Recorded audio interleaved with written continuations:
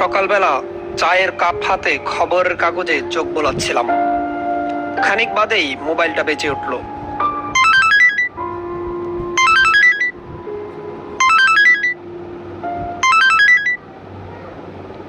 Hello. কেমন আছিস অনিক? আমি ভালো আছি কাকা, তুমি কেমন আছো? আমিও আছি বেশ। তুই তো চাকরি পেয়ে আমাদের ভুলেই গেছিস। না না কাকা, আসলে কাজের এত চাপ যে কোথাও যাওয়ার আর সুযোগ হয়ে ওঠে না। তোকে দেখতে বড়ই ইচ্ছে করছে। আর এখানকার জায়গাটা বেশ চমৎকার। আসলে সুন্দর একটা সময় কাটাতে পারবি। আসলে কাকা, আমি এখানে বদলি হয়ে যাওয়ার পর তুই তো এখানে আসিসনি। এসে কয়টা দিন ঘুরে যা। যেতে পারলে তো ভালোই হতো, কিন্তু অফিস থেকে তো ছুটি পাবো বলে মনে হচ্ছে না। না না, আমি তোর কোনো অজুহাত শুনতে চাই না। আগামী রবিবার তুই আসছিস। আচ্ছা ঠিক আছে কাকা, তাহলে পরশু দেখা হচ্ছে।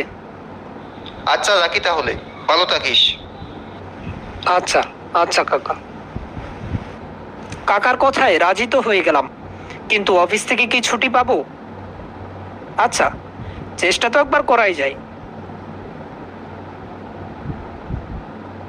ছুটি তো ম্যানেজ হলো, এবার অজিতকে ম্যানেজ করতে পারলেই হলো। অনিক যে, তুই হঠাৎ কেমন আছিস? এই তো চলছে, তুই কেমন আছিস? আমিও আছি বেশ। ভেতরে আয়, বস। কাকার বাড়িতে যাচ্ছিলাম, অনেক লম্বা পথ, সাথে নতুন জায়গা, একা গেলে আমার সময়ও কাটবে না।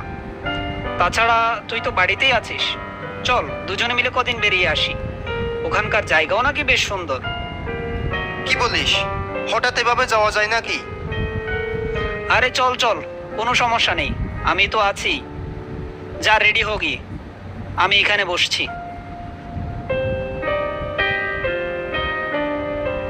চল, আমি রেডি। আচ্ছা চল চল, অনেক দেরি হয়ে গেছে, সন্ধ্যা নামার আগেই গিয়ে পৌঁছতে হবে।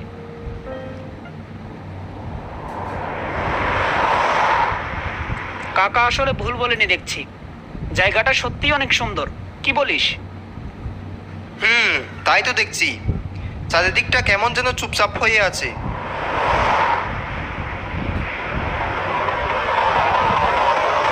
রাতের খাবার শেষে আমরা দুজনে কাকাবাবুর সাথে গল্প করতে বসলাম। গল্পের মাঝখানে হঠাৎ সেই পুরনো বাড়িটির কথা মনে পড়ে গেল। কাকাবাবুকে জিজ্ঞেস করলাম, আচ্ছা কাকা, এখান থেকে 2-3 কিলোমিটার সামনে যে পুরনো বাড়িটি আছে সেটা আসলে কি? দেখে বেশ ইন্টারেস্টিং মনে হয়েছে। ও বাড়ির কথা বলেও মুখে আনিস না। ওটা আসলে একটা বৃদ্ধাশ্রম। আজ থেকে প্রায় 20-25 বছর আগের কথা। তখন নাকি এখানে থাকা লোকেদের সঙ্গে কিছু অসাধু ডাক্তার ভুল এক্সপেরিমেন্ট চালিয়েছিল। ওই ভুল এক্সপেরিমেন্টের কারণে তাদের মৃত্যু হয়। তারপর সরকারের পক্ষ থেকে সেই বৃদ্ধাশ্রমটিকে সিল করে দেওয়া হয়। তারপর অনেকেই কৌতূহলবশত সেই বৃদ্ধাশ্রমে গিয়েছিল, কিন্তু তারা কেউ আর ফিরে আসেনি। কে জানে তাদের সাথে কি করা হয়েছে। কাকাবাবুর এইসব কথা শুনে আমরা দুজনেই চমকে উঠলাম। আমরা আর কিছু বলার আগেই কাকাবাবু বললেন, অনেক গল্প হয়েছে, নে এবার শুয়ে পড়, অনেক রাত হয়ে গেছে। আচ্ছা ঠিক আছে কাকা।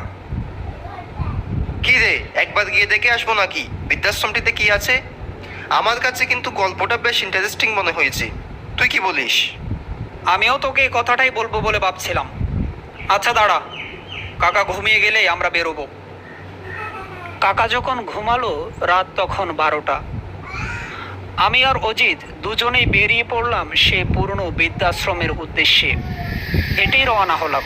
হাঁটতে হাঁটতে অজিত বলে উঠল, জায়গাটা বেশ নির্জন। এতটুকু পথ হেঁটে আসলাম, কিন্তু একজন মানুষেরও দেখা পেলাম না। অদ্ভুত। নিরিবিলি এলাকা, তাই হয়তো লোকজন নেই।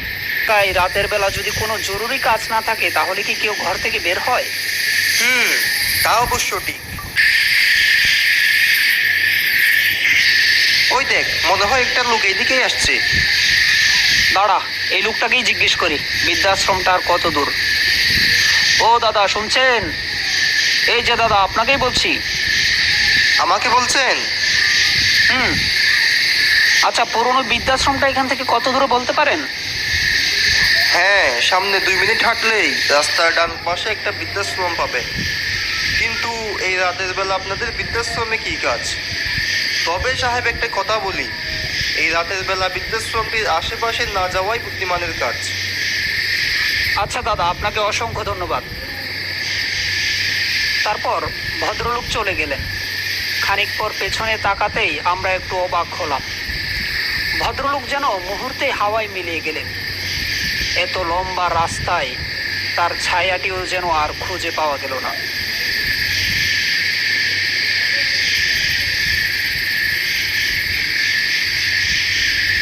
কিছুক্ষণ হাঁটতেই আমরা পৌঁছে গেলাম সেই বৃদ্ধাশ্রমটির সামনে।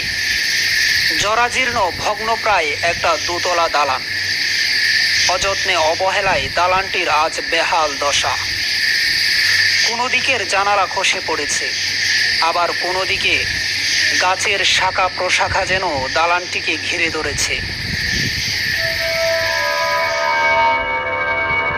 ভেতরটা এতটাই অন্ধকার ছিল যে কিছুই যেন চোখে পড়ছিল না। যখন আমরা অন্ধকারের দিকে পথ বাড়ালাম, কিছু দূরে যেতেই অনুভব করলাম যেন একটি অবয়ব আমাদের অনুসরণ করছে। মনে হচ্ছিল যেন একটি ছায়া আমাদের অনুসরণ করছে এবং তার পদশব্দগুলি প্রতিধ্বনিত হচ্ছিল। হঠাৎ আমরা লক্ষ্য করলাম কোনো একটি ছায়ামূর্তি আমাদের সামনে দিয়ে পাশ কাটিয়ে চলে গেল। আমরা তাকে ছুঁতে চেষ্টা করলাম, কিন্তু তাকে ছুঁতে পারলাম না। ছায়ামূর্তিটি দেয়ালের একটি কোণে গিয়ে মিলিয়ে গেল। আতঙ্কে ভয়ে আমাদের বুক ধকধক করছে। যখন আমরা সে কোণের দিকে তাকালাম, তখন আমরা নিজের সামনের দেয়ালটিতে তাকাতেই চোখে পড়ল কিছু অদ্ভুত ছায়া, কিছু অদ্ভুত চিত্রাঙ্কন। একটু পরেই আমার কাঁধের উপর একটা ঠান্ডা হাতের স্পর্শ অনুভব করলাম এবং একটা দরজা খুলে যাওয়ার খটখট শব্দ আমার কানে এলো। আমার কিন্তু খুব ভয় করছে। চল, কোনো বিপদ হওয়ার আগে আমরা এখান থেকে ফিরে যাই। কি বলিস? এত দূর আসার পর সবকিছু না দেখে কিভাবে ফেরত যেতে পারি? দেখাই যাক না কি আছে এখানে। তুই যাই বলিস দোস্ত, আমার কিন্তু সত্যিই খুব ভয় করছে। চল আমরা ফিরে যাই, সেটাই আমাদের জন্য ভালো হবে। তুই যাবি, যা, একটা বিতুর ডিম। আমরা সেই দরজাটির কাছে গেলাম। রুমের ভেতরে ঘুটঘুটে অন্ধকারে টেবিলের উপর কিছু মেডিকেলের যন্ত্রপাতি দেখতে পেলাম। কিছু অদ্ভুত ধরনের পরীক্ষার যন্ত্র আমাদের চোখে পড়ল। টেবিলটি রুমের মাঝখানে রাখা ছিল। আমি টেবিলের সামনে যেতেই আমার মনে হলো যেন একটি ছায়া আমার পাশ দিয়ে হাঁটছে। একটা হাত আমাকে স্পর্শ করলো এবং আমাকে সজোরে অন্ধকারের দিকে নিক্ষেপ করলো। আমি ছিটকে পড়লাম মেঝের উপর। একটু পর অজিত এসে পড়লো মেঝের উপরে। কি হচ্ছে আমাদের সঙ্গে কিছুই বুঝতে পারছি না। কিংকর্তব্য বিমূঢ় হয়ে বসে আছি। কিছু অশুভ ছায়া আমাদের চেয়ারের উপর বসিয়ে দিল। মনে হলো যেন একটি শক্তি আমাদের ঘিরে ধরেছে। অন্ধকারের ভেতর থেকে রোগীর বেশে কিছু লোক এক এক করে বেরিয়ে আসছে। তাদের ক্ষত বিক্ষত শরীর থেকে যেন মাংসপিণ্ড খসে পড়ছে। কারো চোখ যেন উকড়ে ফেলা হয়েছে। কি বিভৎস চেহারা ওদের! ভয়ঙ্কর চেহারা নিয়ে ইনজেকশন হাতে সবাই একে একে এগিয়ে আসছে আমাদের দিকে। ওদের মধ্য থেকে একজন বলে উঠল, কাউকে জ্যান্ত ছেড়ে দেব না, সব কটা মরবি, সব কটা মরবি। চলো সবাই, এবার ওদের ওপর এক্সপেরিমেন্ট করা যাক। কারা আপনারা? কেনই বা আমাদের সাথে এরকম করছেন? আমরা তো আপনাদের কোনো ক্ষতি করিনি। আমাদের ছেড়ে দিন, ছেড়ে দিন। আমরা তো আপনার কোনো ক্ষতি করিনি, দোহাই লাগে, আপনারা আমাদের ছেড়ে দিন। আজ থেকে প্রায় 25 বছর আগে কিছু অসাধু ডাক্তার আমাদের উপর নারকীয় এক্সপেরিমেন্ট চালিয়েছিল। আমরা সুস্থ থাকা সত্ত্বেও আমাদের অসুস্থতার কথা বলে ভুল চিকিৎসা করে আমাদের প্রথমে হত্যা করা হয়। তারপর আমাদের শরীরের যাবতীয় মূল্যবান অঙ্গ বাহিরে বিক্রি করে দেয়। আমাদের কোনো আর্তনাদ তারা শুনেননি, তাই আমরাও কারো আর্তনাদ শুনতে চাই না। সকলের কষ্ট দেখতে চাই আমরা, শুধু কষ্ট। প্রথমে ওদের মেরেছি যারা আমাদের ওপর এই অত্যাচার করেছে, তারপর যারা এখানে এসেছে পরপর সবাইকে মেরেছি, আজ তোদেরকেও মারবো। তারা ক্রমশ আমাদের দিকে এগিয়ে আসছে। আমরা দুজনেই আর্তনাদ করে উঠলাম, বাঁচাও বাঁচাও। তারপর অজিত তার পকেট থেকে একটা লাইটার বের করে সামনে ধরলো। তারা নিমিষেই যেন অন্ধকারে মিলিয়ে যেতে লাগলো, আর চারদিক থেকে ভেসে আসছে কিছু লোকের আত্মচিৎকার। আমরা আর পেছনে না ফিরে শরীরের সমস্ত বল একজোর করে বাহিরের দিকে দৌড় লাগালাম।